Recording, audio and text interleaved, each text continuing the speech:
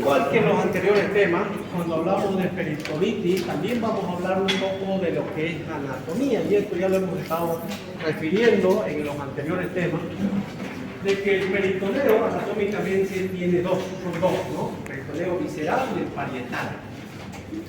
El visceral, como dice su nombre, es el que está cubriendo la víscera, o sea, todos los intestinos tiene entonces el peritoneo y también va a cubrir el mesenterio. El parietal es el que recubre toda la pared, ¿no? O sea, digamos, si yo hago mi abdomen, ¿no? Estaría la piel, el brazo subcutáneo, músculo, aponeurositis, entonces la parte interna, ¿no? El peritoneo, todo eso ya es el peritoneo parietal, que va a venir entonces en la parte del diafragma. Están los famosos estomas peritoneales, como vamos a ver, tienen que ver también con parte de la fisiología. Entonces, el peritoneo parietal ¿cuál es la función del peritoneo en general, especialmente el parietal? Es una membrana dializadora. Tiene microscópicamente, tiene unas trabéculas que permite que cuando hay una infección hay lo que se llama un mecanismo de homeostasia, ¿no? O sea, ¿será que toda la peritonitis requiere de cirugía?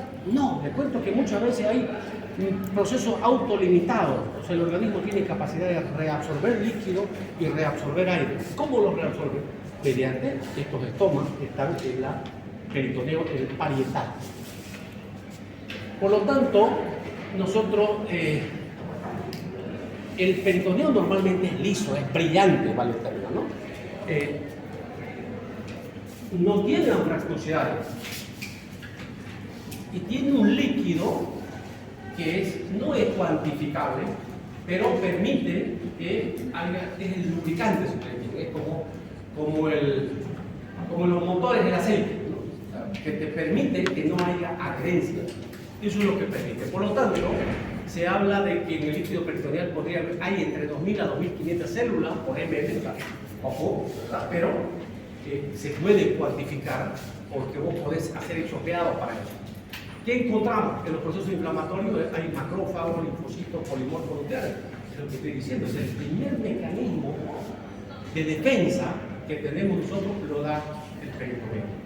O sea, el peritoneo es una parte importantísima, especialmente el parietal. El visceral, como hemos dicho, es el que cubre la víscera. Hay dos características.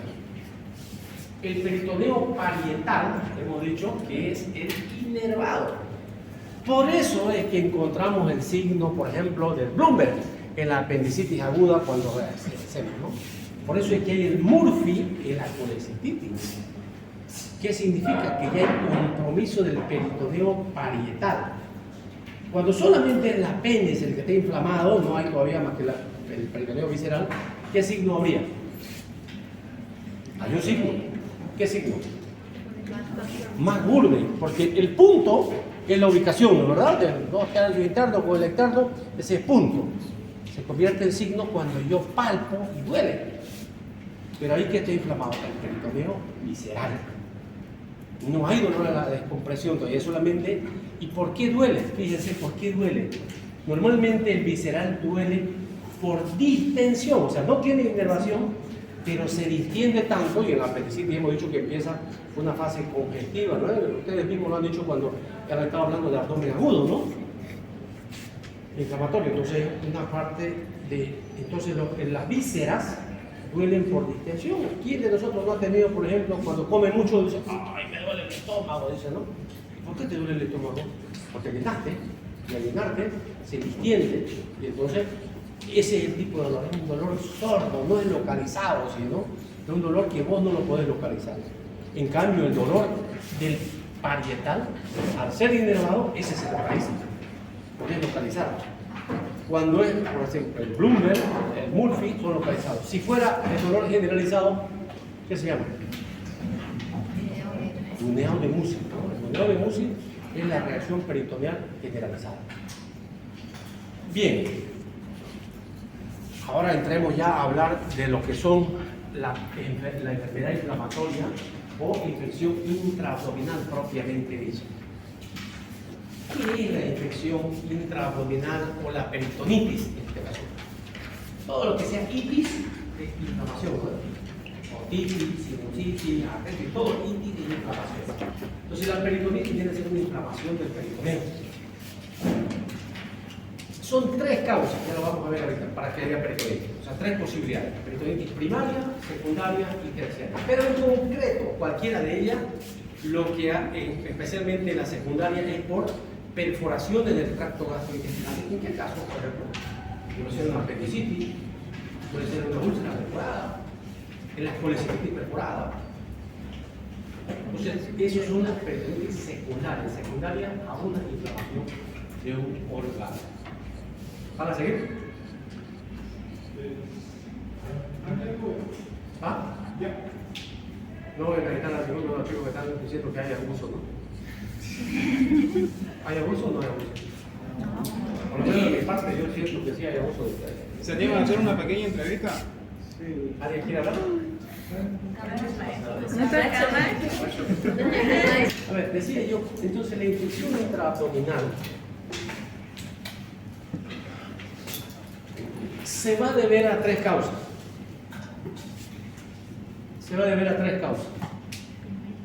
Puede haber una peritonitis primaria, secundaria y terciaria.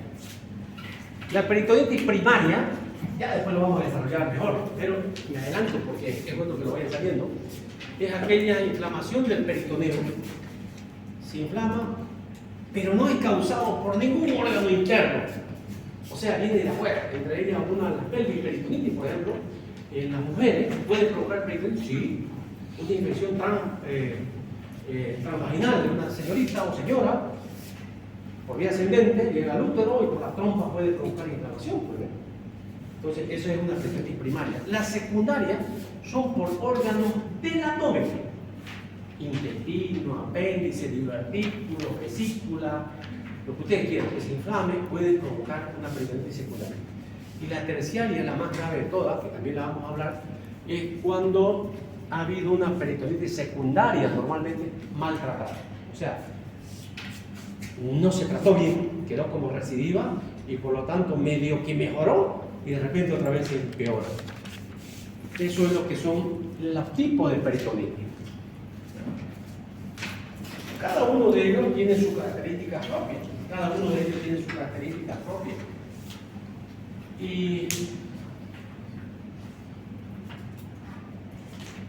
entonces, decimos, las peritonitis o infecciones intraabdominales, las más frecuentes son por perforaciones del tracto gastrointestinal. Y casi siempre son polimicrobianas. ¿Qué es polimicrobiana? Varias bacterias. Entonces, ahí hay un conglomerado, hay bacterias aerobias, anaerobias, gram positivo, gram negativo, porque eso es lo que tenemos en la flora intestinal, ¿no? Acuérdense ustedes de la que hablábamos del estómago, el Helicobacter pylori, ya es una bacteria. Mientras más vamos bajando, ahí se va haciendo una flora, pero espectacular de infecciosa, ¿no? Entonces, por eso ese tipo de infecciones son las secundarias, ¿no? La peritonitis primaria, como decía, es poco común, ocurre especialmente en quienes actúa la peritonitis primaria, en personas inmunodeprimidas. Uno de ustedes podrá tener peritonitis primaria, muy poco probable. Una señorita, sí, podría ser, pero no ha sido tan sana, digamos, en todo caso, porque tenía una patología, una infección transvaginal, ¿no? Entonces, por lo tanto, actúa, parece, en personas que se bajan un poco las defensas. Y las terciarias, decía yo, son normalmente peritonitis mal curadas. Hay términos importantes que ustedes tienen que aprender. ¿Se acuerdan cuando hemos hablado de abdomen agudo perforativo? ¿Qué se llama la presencia de aire en la cavidad peritoneal? Neumoperitoneo. Entonces, la presencia de gas en la cavidad peritoneal, que es causada por una perforación, es lo que se llama neumoperitoneo y es una patología grave. Es 100% quirúrgica. Yo les voy a preguntar en un examen, ¿cuál es su conducta ante la presencia de neumoperitoneo? Sin duda, ahí tiene que ser ustedes cirugía. No importa de dónde, algo se perforó, ¿no? Pudo haber sido el estómago, el duodeno. Ahora, la peritonitis es la inflamación, como decía yo, del peritoneo, ¿no? Causada, que puede ser por una perforación, puede ser por otra diseminación, pero lo importante es que hay peritoneo más itis, que es una inflamación o infección del peritoneo.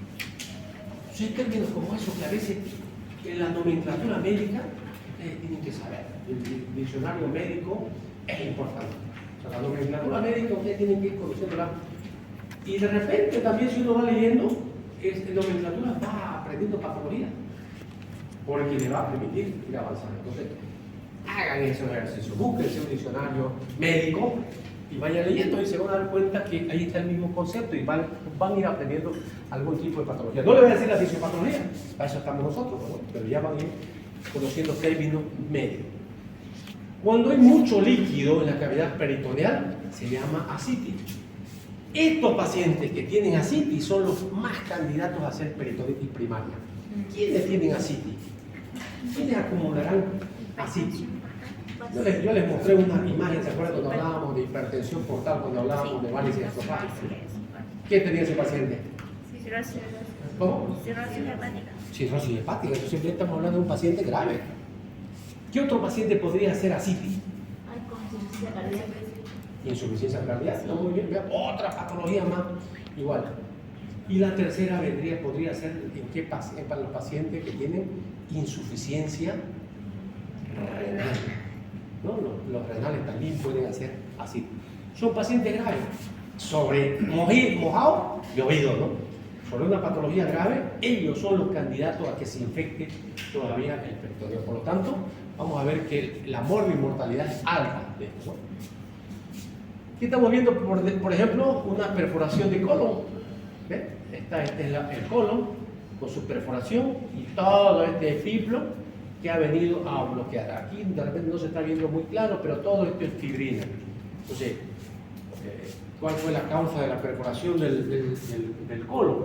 Si ha sido el ciego, probablemente por el apéndice. Si ha sido en otro lado, puede ser un divertículo, ¿no? Yo me gusta repetir porque yo quiero que aprendan, ¿no? Yo repito cosas que quiero que aprendan. ¿De qué se complican los divertículos? Se perforan, sangran o se inflaman. Entonces, un divertículo se puede perforar y me puede dar peritonitis, puede provocar peritonitis. Aquí estamos viendo los dos tipos de peritoneo: el visceral, que está cubriendo la víscera, y el parietal, que es el que cubre la cavidad abdominal, o sea, el techo, el piso y las partes laterales. Obviamente que en esta parte de atrás está la división entre la cavidad abdominal y el retroperitoneo, ¿no? Entonces hay también una pared ahí. Por lo tanto, el peritoneo visceral es el que cubre todas las vísceras y el peritoneo parietal es el que cubre la envoltura de la cavidad abdominal. El peritoneo visceral duele por distensión, o sea, se distiende, se inflama, distiende y duele. Este no, este tiene inervación.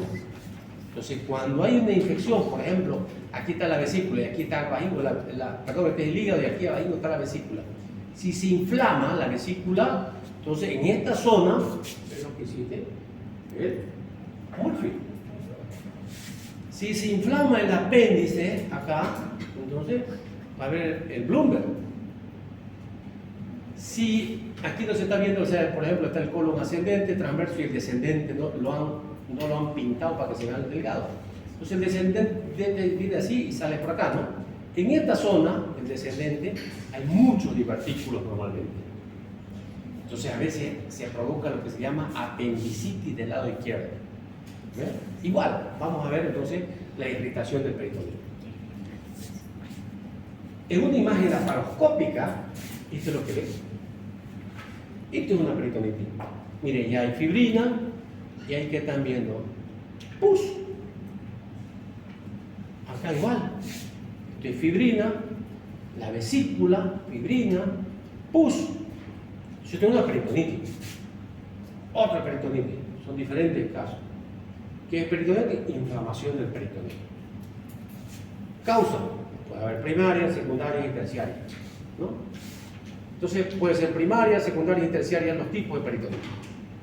Hablemos de la peritonitis primaria. Entonces la peritonitis primaria es la inflamación del peritoneo por un origen de ningún órgano de ahí, ¿no? Pero ustedes me dirán, no, pero usted estaba diciendo, mire el origen del aparato genital femenino. Vuelvo a repetir, ha sido ascendente. ¿Cómo se transmite? ¿Cómo se produce una enfermedad, por ejemplo, genital femenina? O sea, primero, digamos, una secreción vaginal por transmisión sexual. Se infecta primero y de ahí por vía ascendente, por el útero, ¿no? Sube, no es por también cae la menstruación, pero en este caso la infección más fuerte sube la trompa y cae el peritoneo. No era causado por nada, ha sido de dónde? De otro lugar. La segunda forma de peritonitis primaria es por vía hematógena. Yo, insuficiencia renal, o tengo insuficiencia hepática, y de repente tengo un muñero infectado. Está lejos del peritoneo.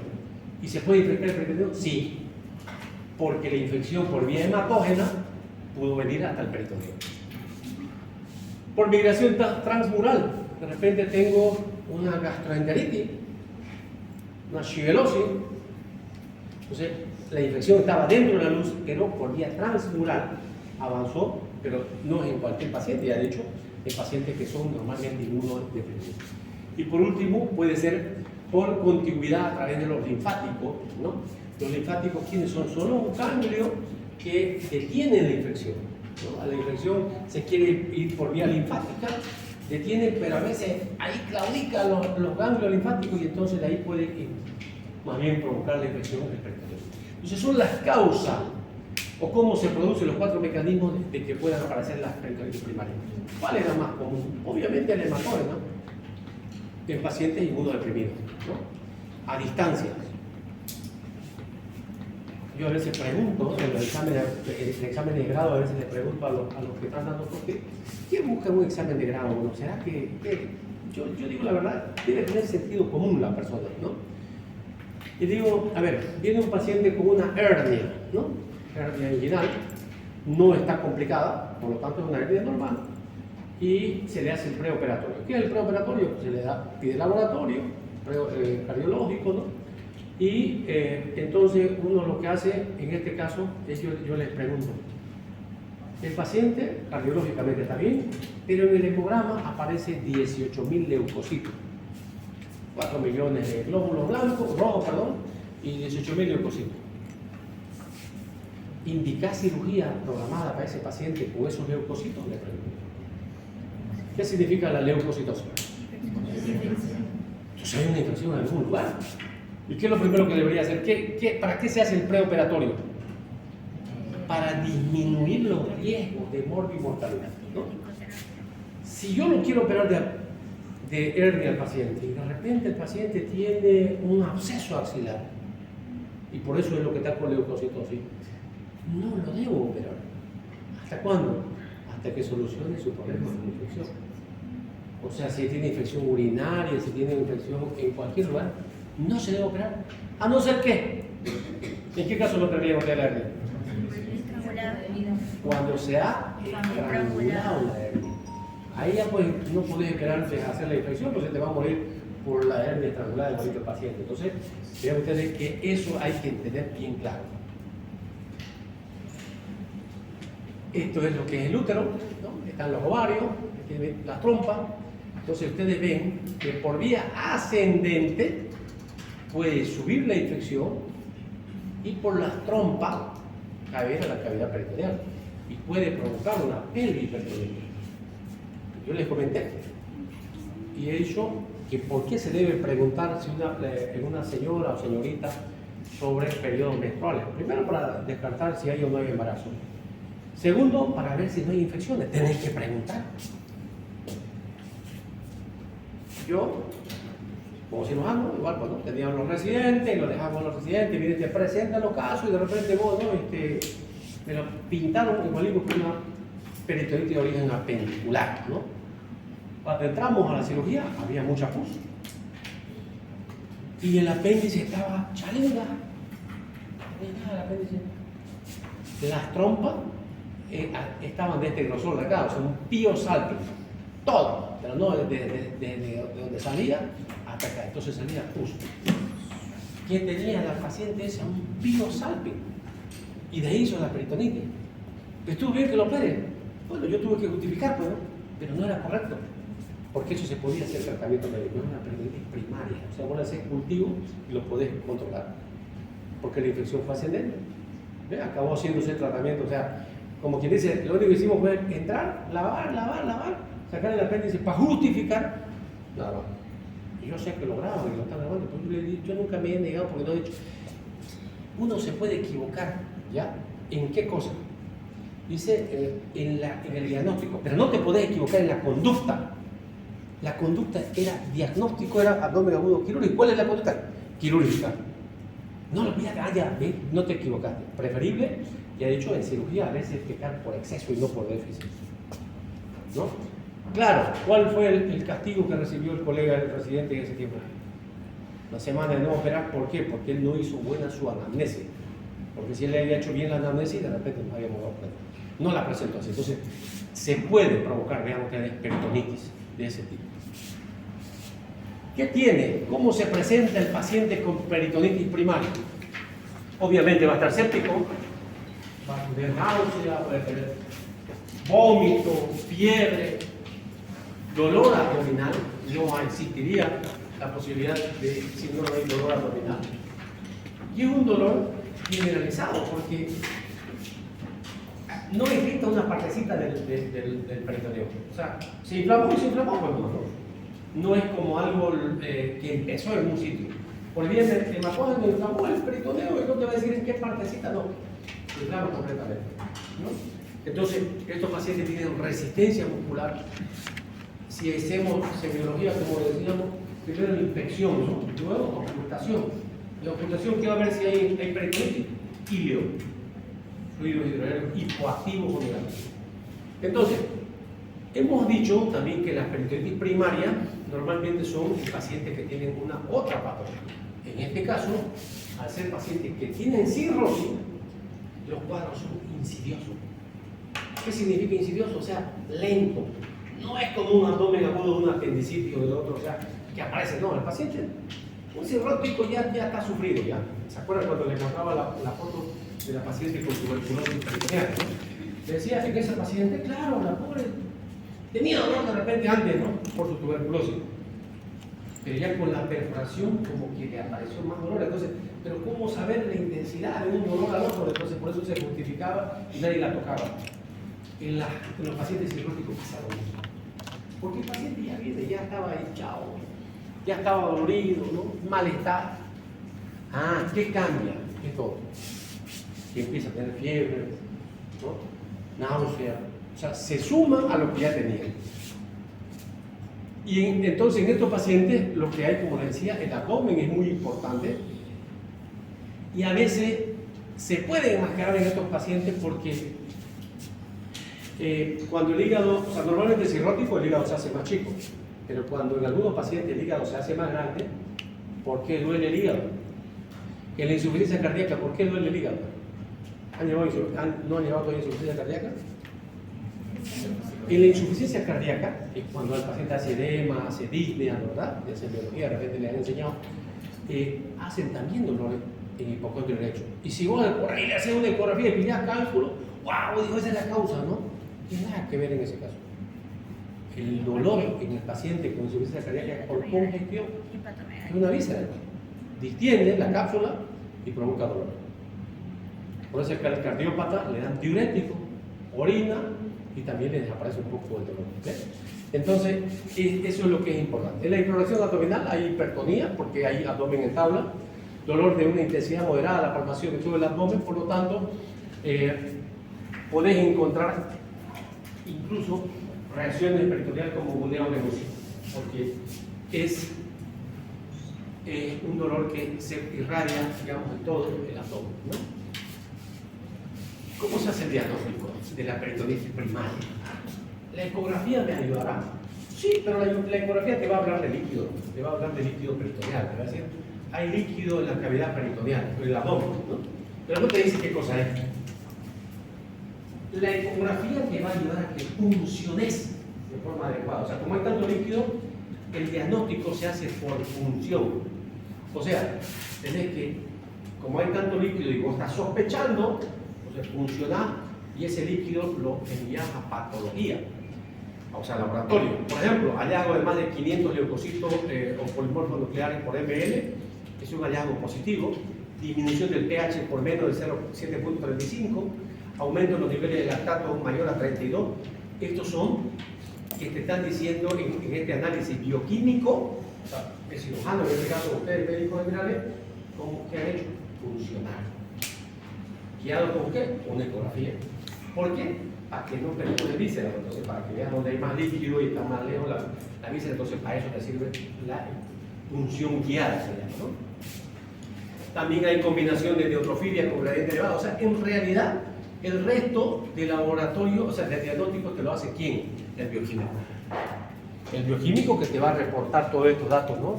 De más de 10.000 leucocitos por más encima de 10.000 milímetros. Nos debe hacer pensar en la posibilidad de una peritonitis sea secundaria. O sea, ya estamos viendo que nosotros, con la punción, vos hiciste diagnóstico. Y tiene otra ventaja. Identificado para qué te podría servir ese líquido obtenido. Cultivo y antiviral. Muy bien. Es cierto, yo no voy a esperar las 48 horas o 72 horas para el antibiótico. Hemos hablado de una flora polimicrobiana. El tratamiento va a ser medio empírico al principio, pero ya con la posibilidad de que en 48 horas tenga el diagnóstico definitivo del tipo de bacteria, si es aerobia, anaerobia, gram positivo, gram negativo, y con qué lo vas a curar, ¿no? La mortalidad es alta, a pesar de que ahora ha ido disminuyendo, ¿no? Es alta la mortalidad, ha ido disminuyendo. ¿Por qué? Porque ya es una patología más conocida, los cultivos son mucho más eficientes, hay mejores antibióticos, entonces te permite ir avanzando en ese tipo de situaciones.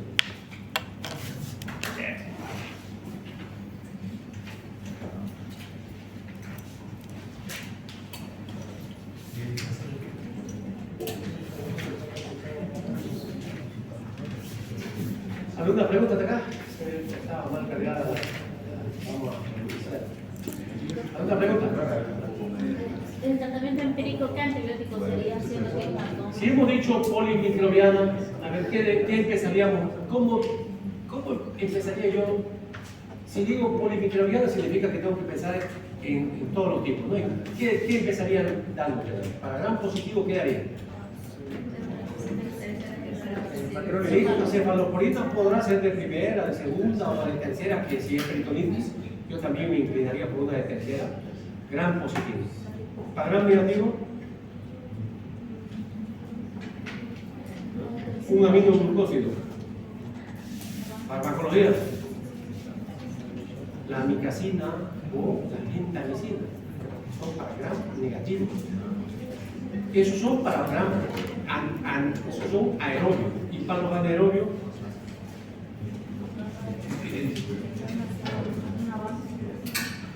no, metronidazol.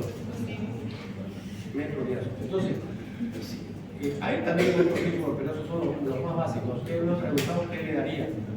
Si un paciente, yo voy a empezar con eso. 48 horas va a salir el cultivo.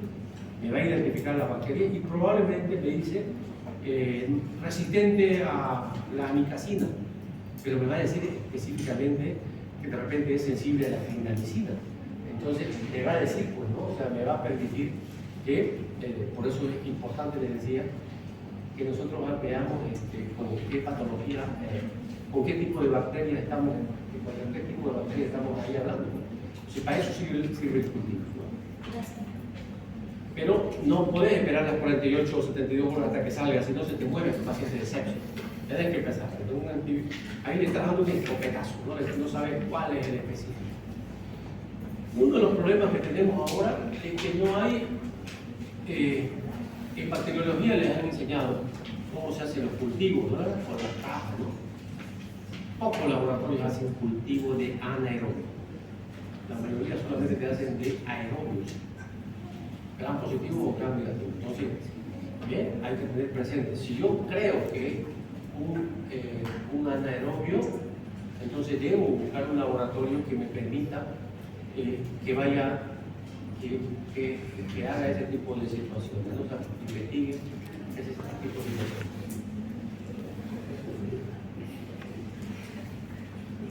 ¿Cuál es el tratamiento? Es justo lo que preguntaba la señorita, ¿no? ¿Cuál es el tratamiento? Identificada la bacteria, no se opera, por si acaso, ¿ves? No se opera. Las peritonitis primarias no son de resolución quirúrgica. ¿Por qué voy a sacar? ¿Voy a sacar todo el peritoneo? No, ¿ves? Entonces lo que se hace es identificar, a eso sirve la punción, a eso sirve el cultivo, y entonces el tratamiento viene a ser lo importante médico. Empíricamente, ¿ves? Lo que ese rato estábamos hablando, cefalosporina de tercera generación puede ser un gran positivo, un aminoglucósido, y normalmente utilizamos también metronidazol o el ofloxacino, que también podríamos utilizar, ¿no? Muchas veces, si en 48 horas, o sea, no es tan rápida la recuperación como otro tipo de absceso. Aquí tarda 48, 72 horas. Entonces no se desespera. ¿Qué significa eso? Que el paciente de repente sigue haciendo fiebre. No es el antibiótico. Cuidado, esperen. Es un paciente inmunodeprimido, entonces denle un tiempito hasta que salga el cultivo, ¿no? A veces tarda un poco más en hacer efecto. Una ausencia de respuesta clínica o persistencia de recuento de leucocitos en el líquido acítico debe conducir a la consideración de otros diagnósticos. O sea, si yo tengo el paciente que está con leucocitosis, pues había leucocitos en la función, y le estoy dando un buen antibiótico y no está recuperando, caramba, de repente, como es un inmunodeprimido, de repente tiene un problema en el pulmón también. No sería nada raro que tenga una neumonía o que tenga una nefropatía, ¿no? Entonces, hay que ver, hay que seguir estudiando, eso es lo que nos dice, porque se supone ya con un buen tratamiento ya deberíamos curar. Otro detalle acá, normalmente sabemos que los antibióticos se usan por 5 a 7 días. Así estamos viendo que normalmente lo duplicamos. O sea, no, ya mejoró, cuidado, seguimos 10, 14 días según la evolución clínica. Son pacientes graves, hay recidiva, vean ustedes, un 23% a los 6 meses, o sea, se curó de peritonitis primaria, pero puede recidivar, puede aparecer otra vez este tipo de enfermedad. En esos casos ya cambias de antibiótico o haces un nuevo cultivo para evitar otro tipo de secuelas. Pero como ven, el tratamiento es clínico, médico. Una peritonitis secundaria, no es primaria, ¿no? Es una secundaria. Bien, ahora hablemos entonces de lo que es la peritonitis secundaria. La peritonitis secundaria es una inflamación del peritoneo causado por una afección de cualquier órgano. O sea, es secundario, por eso, porque primario tuvo una infección en otro lado, en un órgano dentro. Y el peritoneo se infectó a consecuencia de, ¿no? En este caso puede ser una apendicitis, colecitis, pancreatitis, diverticulitis, como ustedes quieran, ¿no? Entonces, viene a ser una infección peritoneal producida por contaminación a partir del conducto gastrointestinal, el sistema biliar también, puede haber una perforación. Mucha gente cuando dice ¿qué es la causa más importante de complicación de la colelictiasis, la perforación? Les cuento que no es la primera causa. La primera causa ya vamos a ir viendo, son los cólicos biliares. Los cólicos biliares pueden ser simples y complicados. Los complicados pueden ir a la colecitis aguda, evidentemente. Y no todas las colecitis se perforan, hay un muy bajo porcentaje, por lo tanto, no es la causa, digamos, la primera, ¿no? Pero puede haber, ¿ves? Por lesiones de la vía biliar, de páncreas, genitourinario, como cuál. Por ejemplo, infecciones urinarias altas, renales, pueden provocar por translocación bacteriana, también por perforaciones de la vejiga, que está en la cavidad abdominal. Entonces se puede provocar este tipo de situación. En este caso se encuentran anaerobios un 39%, aerobios 46%, pero en general igual, miren, 94% son polimicrobianos, o sea, aerobios y anaerobios, gran positivo y gran negativo. Generalmente secundaria una perforación del tracto gastrointestinal, que es lo más frecuente, es lo que más pasa. Los gérmenes que se aíslan en ese cultivo, en medicina se dice absceso drenado, absceso curado, ¿no? Pero si puede ayudar, mejor. gente hace una peritonitis. En las apendicitis, cuando hay una apendicitis congestiva, a veces no es necesario dar antibióticos. Damos antibióticos ya como un ansiolítico al médico, para que sentirse un poquito más, para dormir tranquilo. Pero, porque hay veces que no debería dar antibióticos, ¿no?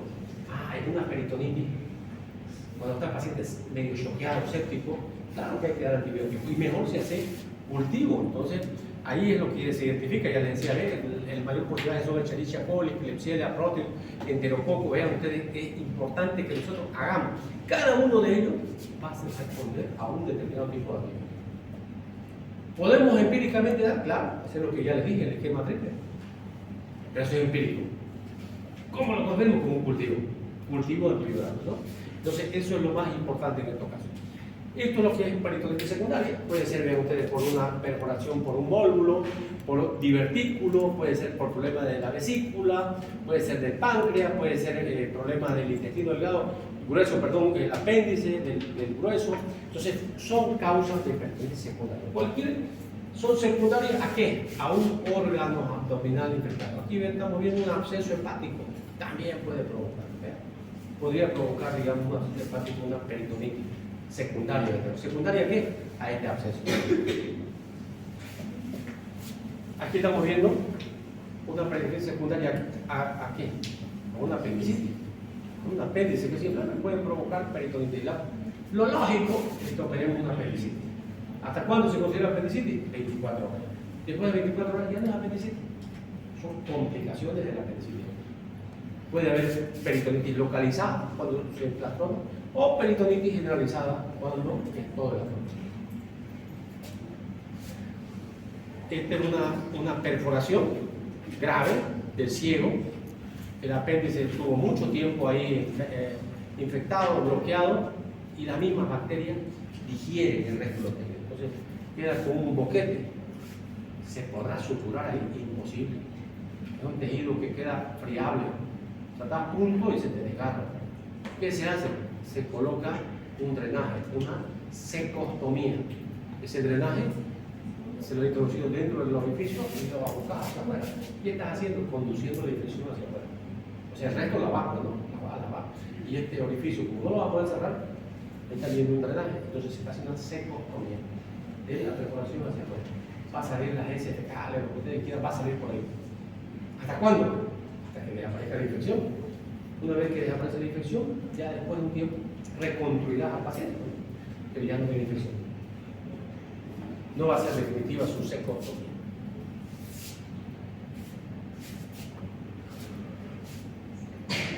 Esto es bilis, fibrina, pus. La causa de los diferentes tipos de peritonitis, hemos dicho, depende del órgano. Depende de qué fue el órgano abdominal que se infectó para provocar eso. ¿Cómo se defiende? En primera instancia ya le he dicho el aclaramiento linfático. Estos son mecanismos homeostáticos. Ya les he dicho, ¿puede un paciente de repente intentar vencer? Seguro que sí. ¿Cómo se llama? ¿Cómo se define una enfermedad? ¿Cómo definen una enfermedad?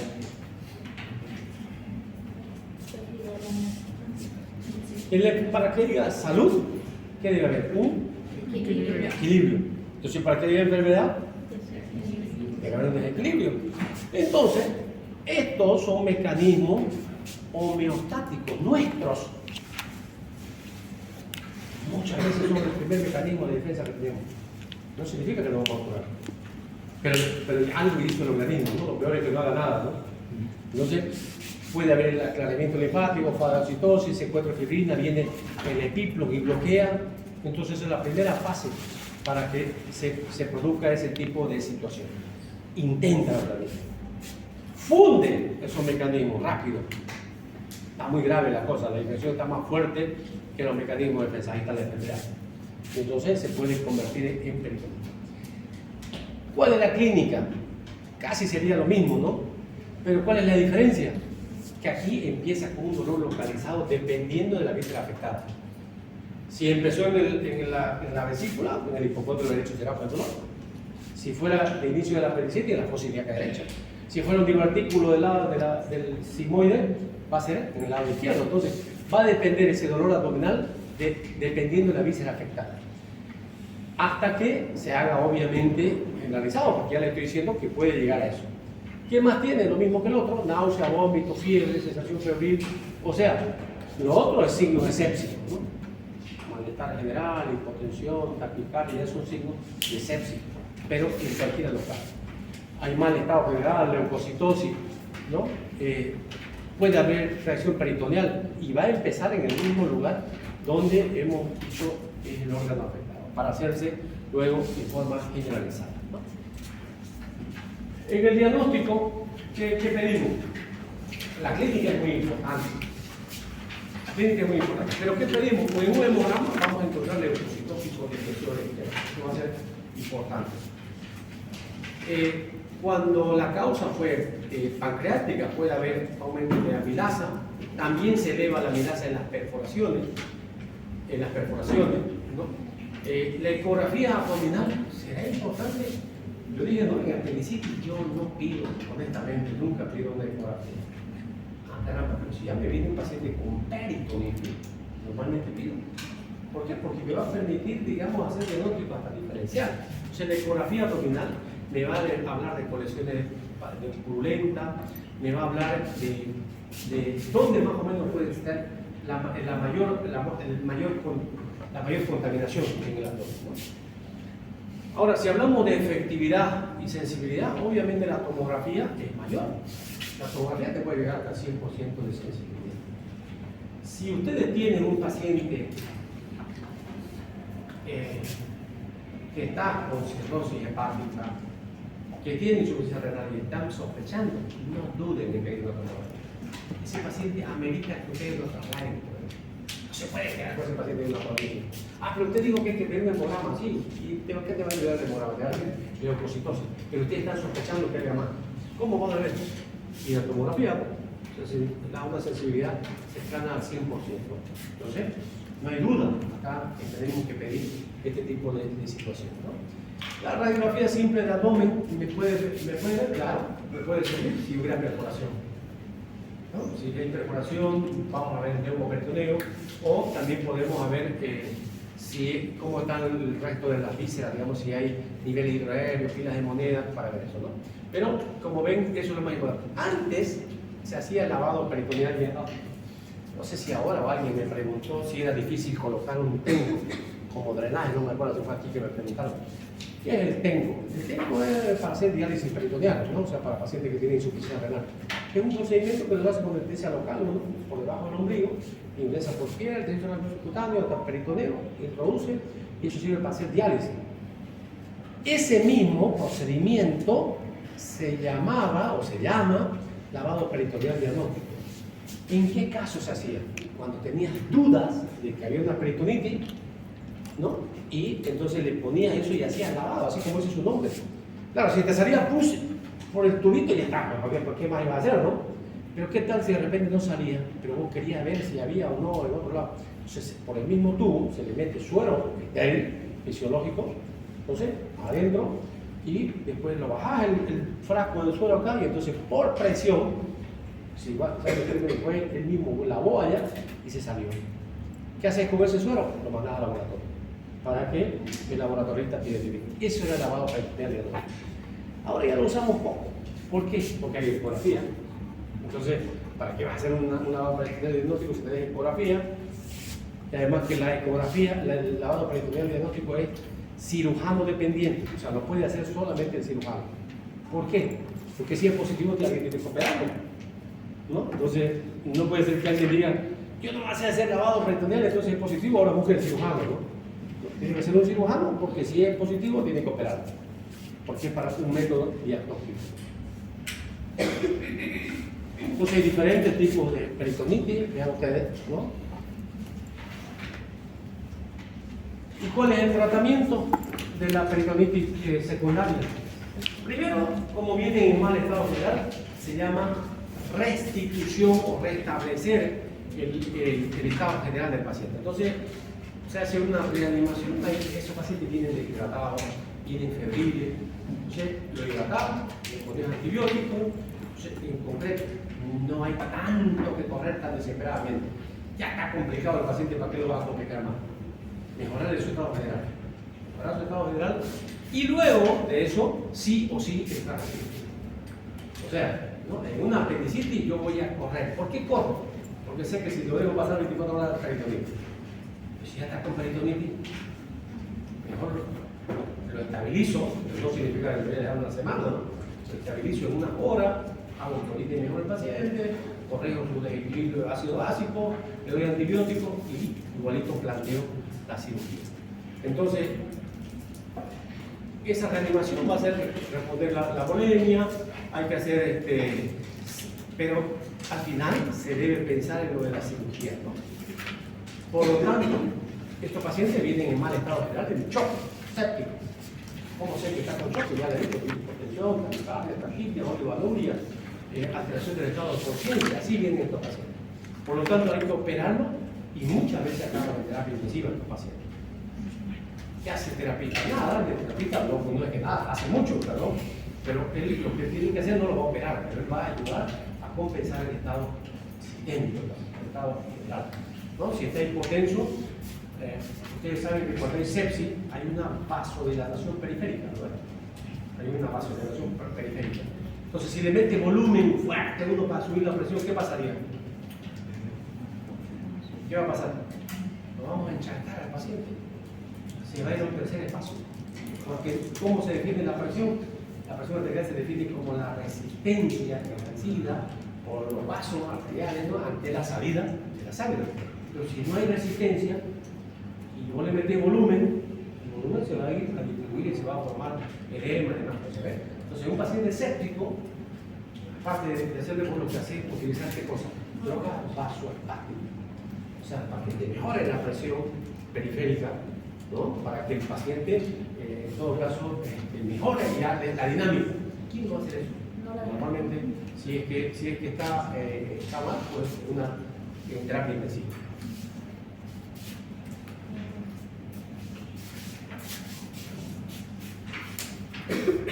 ¿Cuál es el objetivo del tratamiento antimicrobiano?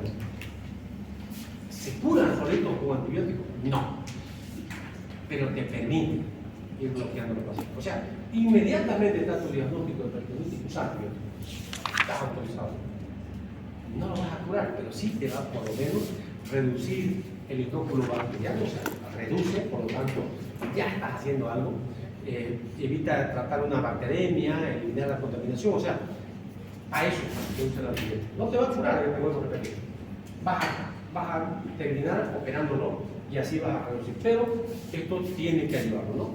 Debe iniciarse el tratamiento antibiótico tan pronto se diagnostique la infección. De forma empírica, pero ya está, no importa, métale. Está autorizado. ¿Hasta cuándo? Hasta que sale el cultivo. Sale el cultivo, cambiamos. Si te ratifica, mejor, pues. Estás con el antibiótico adecuado, seguir con el mismo. Si te dicen no está adecuado, cambiamos. Tenés toda la posibilidad de cambiar. Y entonces el tratamiento quirúrgico es cuando hay cultivo líquido acítico que muestra la flora, la aerobia, salida de la fuga de contraste. Ya hemos dicho que no vamos a usar contraste normalmente, pero si alguien usó contraste y el contraste salió fuera de la cavidad, pues inmediatamente hay que operarlo. Si hay aire libre en cavidad, 100% de posibilidad de preservación, ¿no? Si el paciente no mejora con tratamiento médico, entonces vean ustedes que estos pacientes deben ser operados. El manejo quirúrgico lo que busca es eliminar la fuente de contaminación, por lo tanto que si vos solamente le das antibióticos, no va a pasar. Yo recuerdo de un paciente, ahorita vamos a hablar de terciaria. Esto era un paciente con una peritonitis grave a consecuencia de qué? De una apendicitis. Se puede morir. No hace mucho, si a alguno de ustedes, a los jóvenes les gusta escuchar todo, no hace mucho que murió no hace mucho, se le hizo como 2 o 3 años, un buen deportista colombiano, un futbolista joven, y murió de una complicación de apendicitis. A esta altura, mal diagnóstico. Claro, imagínense ustedes que la sepsis de una apendicitis, a esta altura del partido, digo yo, escucha complicado, ¿no? ¿Qué es lo que uno puede provocar? Entonces, vean ustedes, hay forma grave de peritonitis, provocada por un cuadro de una apendicitis. Puede llegar así a bloquear todo esto está, miren, ya está con signo de necrosis del abdomen distendido, por eso está vomitando, nauseoso, ¿no? ¿Por qué? La infección provoca íleo, no hay tránsito intestinal.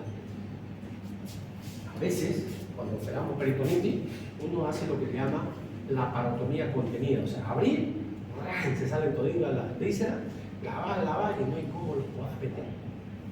O sea, porque están tan distendidas que no pueden meter. Y cuando lo metes, provoca un síndrome compartimental. O sea, una hipertensión adentro, ¿no? Entonces, ¿qué se hace? Se coloca, si uno hace la incisión acá, se coloca una bolsa de Bogotá que se llama bolsa de Borraes, y entonces se deja, digamos, la bolsa tapando la víscera. ¿Qué tiempo? 48 horas. Hasta eso desinflama, deshincha, está dando antibiótico y luego recién otra vez la va y reintroduce. Se llama la parotomía contenida. En estos casos, así es difícil se hace. Y vos, si estás con el paciente con anestesia general, pues le decías al chico, relájalo más, claro, te lo relajas, pues, quedan marejas, ¿no? Y claro, puedes afrontar. Pero le quitan el anestésico, es síndrome compartimental. Entonces, hay que tener cuidado de ese tipo de cosas, ¿no? Finalmente, la peritonitis terciaria. ¿Qué son? Son peritonitis que se adquieren en el hospital y son provocadas por una peritonitis secundaria maltratada. Siempre una peritonitis terciaria ha sido como consecuencia de que de repente operaste una apendicitis, quedó restos de infección, el paciente no recuperó y vuelve después. Yo les decía, había un paciente que nosotros le pusimos el apodo Lázaro. Lo operaron en el San Juan de Dios, yo estaba diciendo, pero lo operaron unos 3 días antes, creo, ¿no? O unos 5 días antes, y llegó a la emergencia séptica. Llegó tan mal, hipotenso, ya estaba así medio nubilado, que tuvimos que intubarlo. Pero estaba con una peritonitis terciaria, lo habían operado así en el mismo hospital unos 5 días antes de una apendicitis. No mejoró, no sé por qué, pero le dieron de alta, creo, los 2 o 3 días. El paciente, ¿quién quiere volver tan rápido al hospital? Nadie, ¿no? Ya le hicieron mal, mejor me curo en mi casa, digamos, ¿no? Claro, no tiene lógica, ¿no? Si el paciente se quedó 2 días más complicado. Cuando hablamos con el anestesiólogo dice, no está en condiciones de operar. ¿Cómo? Ya estaba intubado y le digo, ¿qué condiciones querés que le pongamos? Nunca se va a compensar. Y entramos así a operarlo, como quien dice, con la familia llorando, firme, pues, ¿no? Mire, si lo operamos, se puede morir. 50% de mortalidad. Si no lo operamos, 100% de mortalidad. Entonces te la jugás por ese 50%. Lo operamos. Salió, hizo. ¿Qué es lo que hace el paciente cuando hace infección? ¿Se acuerdan qué tipo de hernia se produce cuando ha habido infección? Hernia incisional. Y el paciente apareció después, ¿no? Ya se salvó, todo eso, quedó con una hernia incisional. Y ya se olvida uno de la cara del paciente, ¿no? Y dice, volvió después de 3 meses, creo, ya para que lo reconstruyamos. Y me acuerdo de ello, por eso digo el nombre, el apodo de él, dice, ¿usted me operó? Yo, y le miro así, soy Lázaro. Ah, ya sé. Claro, porque nosotros ya le dimos Lázaro porque casi de muerto, ¿no? Y entonces, ¿por qué se salvó? Porque son graves las peritonitis terciarias. Era joven. Yo tenía más de 24, 25 años, era joven. Hizo una peritonitis terciaria. Entonces, normalmente esto se da en pacientes viejitos o niños y que son inmunodeprimidos o desnutridos. O sea, un paciente en esas condiciones, mayor, inmunodeprimido, que haga una apendicitis, de repente le queda un poquitín de pus en una de las esquinas, digamos, de los parientos cólicos, o según vos lo operaste y el paciente no recupera. Resultado, más bien eso lo complica más, hace peritonitis terciaria. Entonces, esos son los tipos, ¿no? Por lo tanto, a estos pacientes, inmediatamente hay que empezar a diagnosticar esto, hay que utilizar antibióticos, hay que pensar en hongo y definitivamente hay que hacer disruptivos. Son pacientes muy graves, pero tenés que operarlo. No tienen otra chance. Aquí es riesgo-beneficio. O con antibióticos solitos no se va a curar, se va a morir. Tenés que curarlo mediante cirugía. Y el tratamiento quirúrgico, el control quirúrgico del órgano infectante, o sea, en estos casos a veces se hace lo que se llama el control de daño mínimo, ¿no? Entonces, preferible, dice en estos pacientes, operarlos 2 o 3 veces, o sea, toda cirugía es un trauma, toda cirugía, ¿no? Entonces, significa entrar la primera vez, hacer lo menos que pueda, o sea, me refiero lo más rápido y lo menos tiempo, ¿no? O sea, lavar y salir. Otra vez mandarlo a terapia. Dice, es preferible salvar a un paciente en 2 o 3 episodios que hacer techo el macho y decir, no, yo lo lavo ahora nomás, ¿no? Hora y media, 2 horas de cirugía le afecta al paciente. Dice, curarlo en 3 episodios, a veces se muere en uno solo. Entonces, por eso, estos pacientes hay que eliminar la fuente de contaminación, se debe cerrar la lesión, o sea, la perforación o la víscera, pero hay que, vean ustedes, reducir el inóculo bacteriano, a veces no lo eliminar completamente la primera, pero vas haciendo hasta que haces lavados postoperatorios, o sea, hacer, ahí otra vez utilizar la bolsa de Bogotá o la bolsa de Bogotá es para no cortar la piel y más fácil ingresar y lavar, otra vez lavar, ¿no? Es como enjuagar, si vale el término. Entonces, en eso consiste. Por lo tanto, en estos pacientes se hace la parotomía contenida para ir cerrando hasta que definitivamente lo... Si una peritonitis secundaria es grave, entonces en la terciaria es peor. Muchas veces estos pacientes ya no tienen fiebre, porque ya funden su mecanismo de defensa. Puede hacer leucocitosis, puede haber leucopenia, mal estado general y con leucopenia. ¿Por qué? Funden su mecanismo digamos, de defensa, ¿no? Entonces, por lo tanto, estos pacientes cada vez se van deteriorando más. Si tenían 50% de mortalidad antes de operar, ahora con una terciaria, 75% de mortalidad. Entonces, va agregándose porque ya ha habido más complicaciones. ¿Cómo hacer el diagnóstico? El antecedente. Si un paciente que operaste de peritonitis no mejora después, pensando más porque hay algún inóculo todavía ahí adentro, ¿no? Entonces, buscar cómo llegar, hacer diagnóstico, cultivo, y obviamente al final vas a tener que utilizar antibióticos mucho más complicados, vancomicina, imipenem, ya antibióticos de otro espectro, pero igualito tenés que hacer cirugía. Entonces, así llegan los pacientes.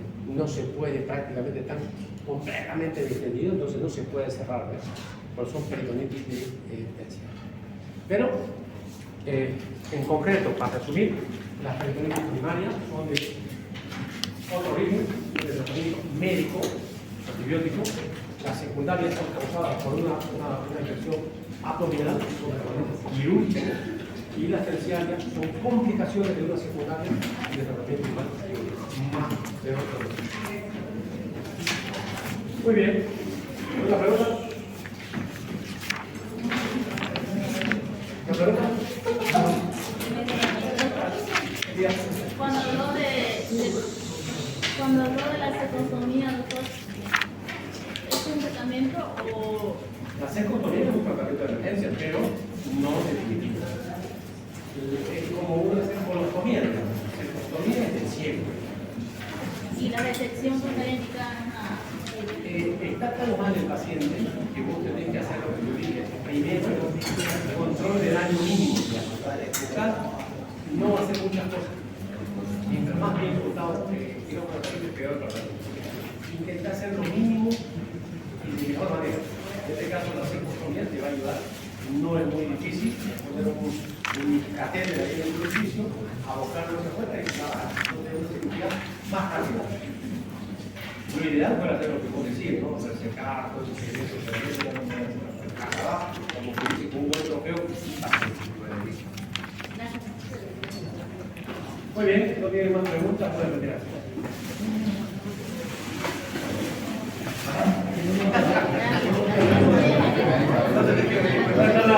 ¿Dónde está la lista?